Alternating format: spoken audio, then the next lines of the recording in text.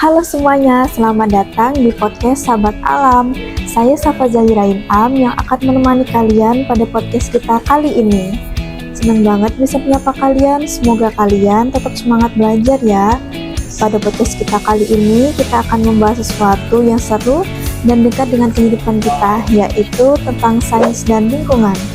Sains dan lingkungan merupakan materi yang luas teman-teman, tapi tenang saja, saya sudah memilihkan materi pembahasan yang seru untuk kita bahas pada podcast kita kali ini. Dan saya juga tidak sendirian, saya bersama dengan rekan saya, yaitu Kak Tria.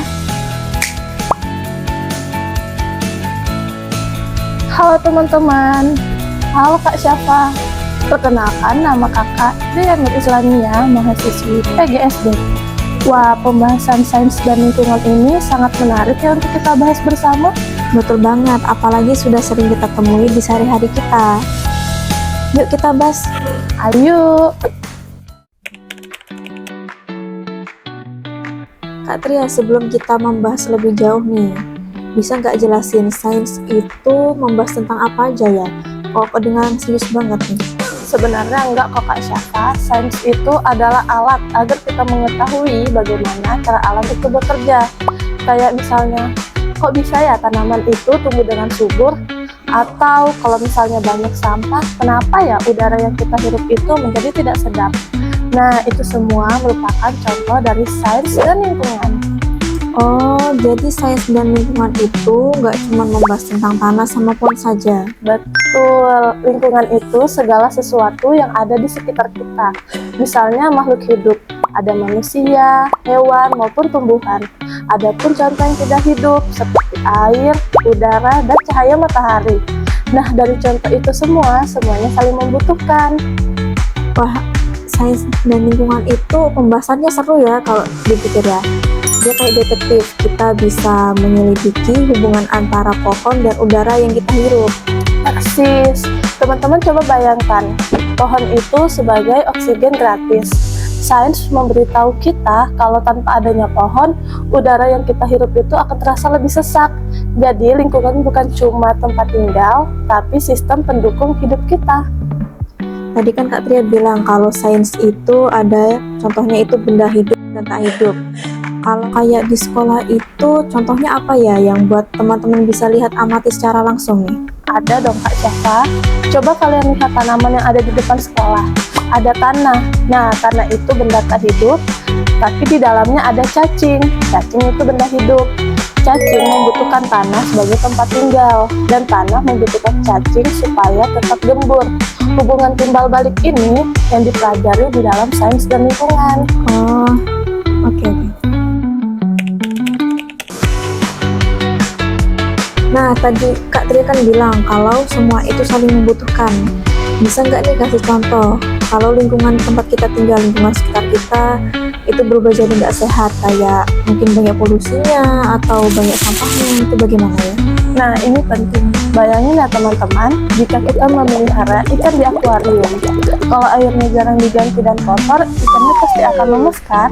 Iya, betul banget, bisa mati juga dia. Nah, itu sama seperti kita. Kalau lingkungan kita banyak asap atau sampah, tumbuhan akan sulit tumbuh, hewan akan pergi, dan kita mudah terkena sakit. Oh, jadi sains itu ngajarin kita ya kalau lingkungan yang sehat itu atau yang seimbang, airnya bersih, udaranya segar, dan juga tanahnya subur. Tepat sekali. Nah, teman-teman, sekarang coba deh kalian amati lingkungan sekitar. Banyak sampahnya nggak? Kalau banyak, harus diapakan? Yap, dibuang di tempat sampah. Betul banget. Nah, tepat sekali ya Kak Syafa, kita mulai belajar mengamati hal-hal kecil yang ada di sekitar kita. Coba deh kalian lihat selokan depan rumah kalian. Kalau airnya jalannya lancar dan nggak bau, berarti lingkungan kalian masih terjaga. Bicara soal selokan, Kak Tria, kan ada ya selokan yang airnya hitam, terus dia mampet karena sampah plastik nih. Dampaknya ke makhluk hidup sekitar bagaimana itu? Nah, ini dia masalahnya. Di dalam sains kita belajar tentang pencemaran. Kalau air itu tercemar, tumbuhan yang di pinggir selokan juga bisa akan mati. Kalau tumbuhan itu bisa mati, serangga atau burung kecil yang biasanya cari makan di situ juga semuanya akan hilang. Jadi kalau satu bagian rusak, semuanya juga ikut rusak ya. Kayak puzzle dia gitu. Kalau misalkan satu bagian hilang, gambarnya jadi nggak sempurna.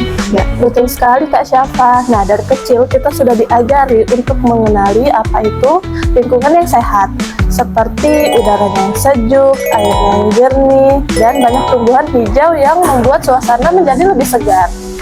Kalau lingkungan kita sehat, itu belajarnya jadi enak ya, jadi nggak ngantuk karena bersih lingkungan sekitar, udaranya juga jadi sejuk. Kak Tria sebagai mahasiswi PGSD ini, ada nggak sih saran buat teman-teman supaya mereka juga sayang sama lingkungan? Ada dong, mungkin dari hal yang paling dekat dengan kita, yaitu sampah. Jangan asal membuang sampah ya teman-teman, tapi cobalah untuk belajar memilahnya.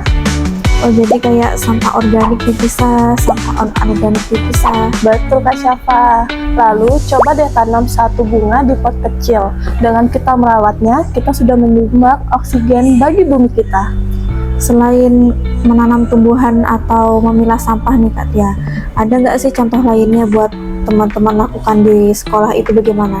Ada dong, mematikan lampu saat selesai kelas atau mematikan keran air setelah mencuci tangan. Itu namanya penghematan energi. Energi itu asalnya dari alam. Jadi kalau kita menghemat, kita juga menjaga alam supaya nggak cepat habis. Wah, simpel banget ya ternyata jadi pahlawan lingkungan. Itu nggak harus pakai jubah. Cukup dengan langkah sederhana, yaitu mematikan air dengan rapat ya. Iya, benar banget Kak Syafa. Bahkan mengajak teman untuk tidak memetik bunga sembarangan itu sudah merupakan tindakan yang sangat hebat. Kita menghargai hak makhluk hidup untuk lebih tumbuh. Nah teman-teman, sains dan lingkungan itu seru banget karena praktiknya bisa kita praktikkan langsung. Mulai dari hal kecil dari diri sendiri, juga dilakukan dari sekarang. Sains itu bukan cuma ada di buku, tapi ada di perilaku dan tindakan kita sehari-hari. Wah teman-teman, gak terasa ya obrolan santai kita sudah hampir berakhir. Betul nih Kak Syafa.